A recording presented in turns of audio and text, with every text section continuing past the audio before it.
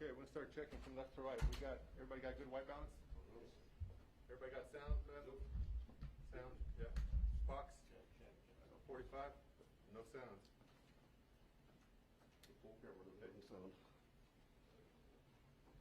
45 got sound? Yes. Yes. APRC, you got sound? Test 1, 2. Oh. Hold on, we're setting up. Mr. Martinez's title one more time? These are fire marshal. Fire marshal? Mhm. Got it. Thanks, I appreciate it. Okay, you got good white balance, APRC? So everybody's good? Okay. All right, today's October 10th. This Houston Fire Department News Conference is with regards to an arson arrest made earlier today. I now introduce to you Fire Chief Sam Pena. Good afternoon, everyone. I want to thank you all, first of all, for being here on a Saturday afternoon to join us for this quick update on the development that on the arson cases that we've had in the Greater Heights here in the Houston area. I want to first start by commending the men and women of the Houston Fire Department's Arson Bureau and the Houston Fire Department first responders as well for the outstanding work and their efforts in the apprehension of this suspect. As a reminder of the timeline, this investigation started in earnest as of last Tuesday, and today is Saturday, so it's really the quick work is a testament to the outstanding work that our arson investigators have done in working round the clock to try to solve this case. Arson is an egregious crime, and the Houston Fire Department and our law enforcement partners take this crime very seriously. And I want to remind Houstonians that arson, no matter in what form, if it's committed in the city of Houston, the Houston Fire Department's Arson Bureau will find you, we will arrest you, and we will prosecute you. Okay? Today, we are happy to announce the arrest of a suspect in the Greater Heights arson cases. His name is, it's a 28-year-old male. His name is Joshua Roche. And to speak a little bit about the case, I want to introduce our Fire Marshal, Assistant Chief Alfredo Martinez, along with our Chief Investigator, Deputy Chief Allison Stein. We also have two members of the Arson Bureau who were involved in this case, Investigator Culpepper and Investigator Corcoran. Did I pronounce that correctly? Yes. So with that, I'm going to turn it over to Chief Martinez, and then we'll open it up for questions. Okay, hello everyone. So some of this will be a repeat of what Chief Pena said. So we're holding this briefing today to let the public know that we've made an arrest in a fire that occurred at 2009 West 34th Street. The Houston Arson Bureau arrested Joshua Roche after obtaining second-degree felony charges from the Harris County DA's office. Again, Mr. Roche is a 28-year-old white male. He and his vehicle were observed in surveillance video at the fire location. That location was tied to another incident that occurred at the University of Houston downtown. With that information, the arson investigators were able to identify the suspect and were able to obtain search warrants for cell phone information and to place a tracker on his vehicle. That information is what led them back to the initial fire, and also is tying him to other additional fires. Now keep in mind that's still under investigation. They're still trying to connect those fires, and Chief Stein can maybe answer a few additional questions to that. So other than the great work that these guys did, I'd also like to thank the University of Houston Downtown Police for the help that they gave in identifying the suspect. I'll leave it to Chief Stein if there's any additional questions. Any questions? How many fires total and how much damage? Right now, we're in the process of questioning our suspect, and he is confessing to multiple fires, so we'll develop more fires as time progresses. The damage is right now not known totally because we don't know how many fires we have. Are they around a certain area, Heights, downtown? They're all over the city of Houston. What is the span of that? You said Houston's right there. 640 square miles. Oh, no, I understand. I'm just saying, how far are we talking about as far as all over the city? 'Cause we have so Well, like I many said, fires. right now we're in the process of still questioning him, so we'll find out more fires, but right now it's all over the city of Houston. So could his charges be upgraded? Yes. To what? First degree if we find out there's a habitation or a place of worship. What are the fires mostly right now? Vehicles? Vehicles, trash, sheds.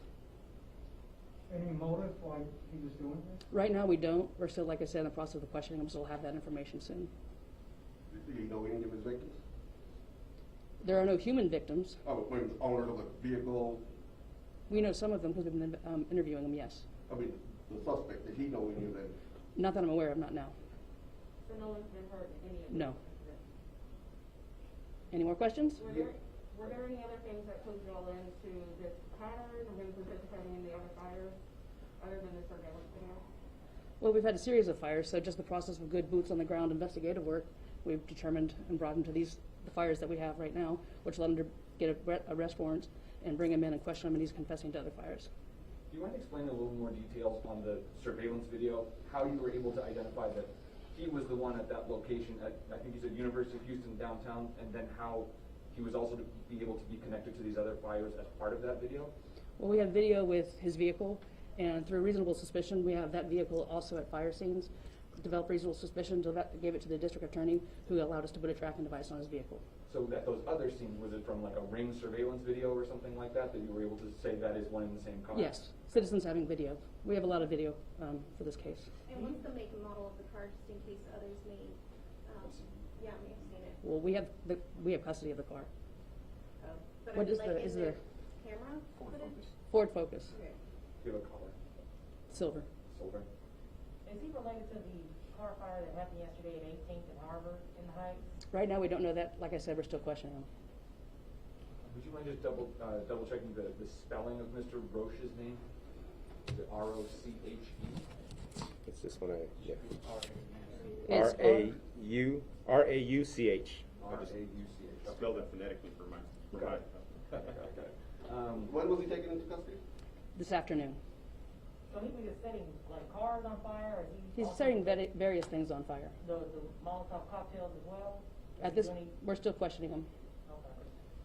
Any idea for the fires so far that we know of? Any idea how much damage? We talked about like monetary. Yeah. So let me chime in here. First of all, this case is still fresh. I mean, the investigation, as I mentioned, started in earnest as of Tuesday. Today is Saturday. The suspect, we do know that he's tied to about 7 that we can confirm, and we're still investigating if he may be related or linked to other fires in the area. The estimated damage is still unknown at this time. We're still evaluating and kind of identifying the items that were destructed or set on fire. Let me say it that way. Before we can tally up the total cost. Fortunately, there were nobody injured. There was no loss of life and no injuries to either property owners or first responders that responded to these fires to ensure that they were, put out safely. So again, I want to thank the hard work of the Arson Bureau. I cannot express enough, the long hours that they spent on this and in the short time that they were able to clear this case. I want to also thank the community for any of the tips that came in that assisted us in bringing this case to a resolution. And again, this case is very fresh. We have the suspect here in custody. He's still being questioned. So this story is still developing, and as we get more information, we'll certainly share it with the media and the public.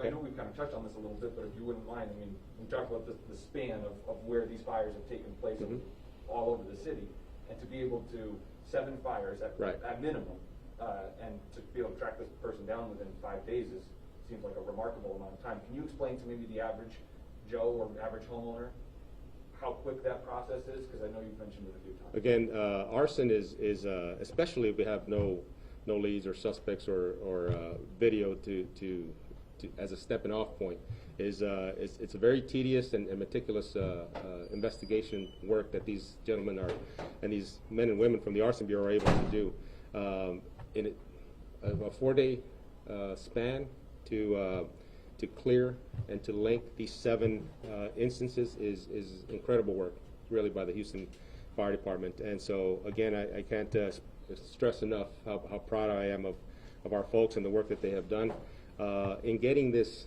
very dangerous individual off the street as quickly as they did. There was no loss of life, there were no injuries, and that's fortunate. But we know from experience and history that these things can escalate.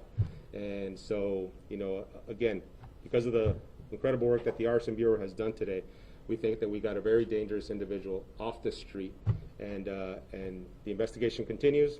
If we link them to additional arson cases within the Houston area or beyond, we'll certainly make that information available to the media.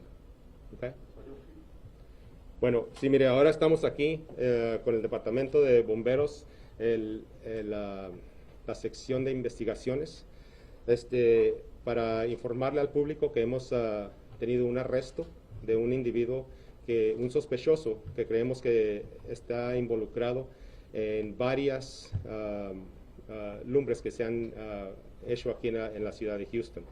El individuo es un hombre de 28 años, de nombre Joshua Roche, y hasta el momento tenemos 7 casos, incendios que él ha cometido, pero la investigación todavía continúa. Si tenemos más información de casos adicionales que podamos atribuir a este individuo, entonces nosotros vamos a pasar esa información a las noticias.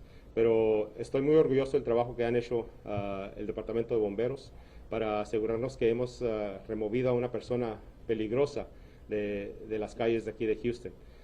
Como le digo, son 7 los incidentes que este sospechoso creemos que está involucrado con ellos, y sabemos que estos casos pueden avanzar, y sí, estamos orgullosos del trabajo que hemos podido hacer para la comunidad de Houston. Okay.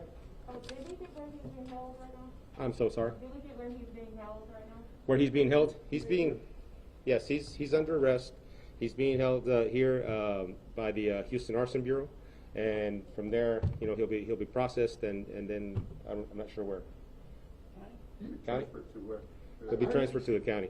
I heard you mention on the video before I got here, when I was on my way, you said there was at least 7 fires that this person arrested is connected with? Yes, Did we you give us the addresses and the times and days when those fires we occurred? suspect that there's 7 cases that this individual is linked to, and they're throughout the city of Houston. I don't have the addresses listed here.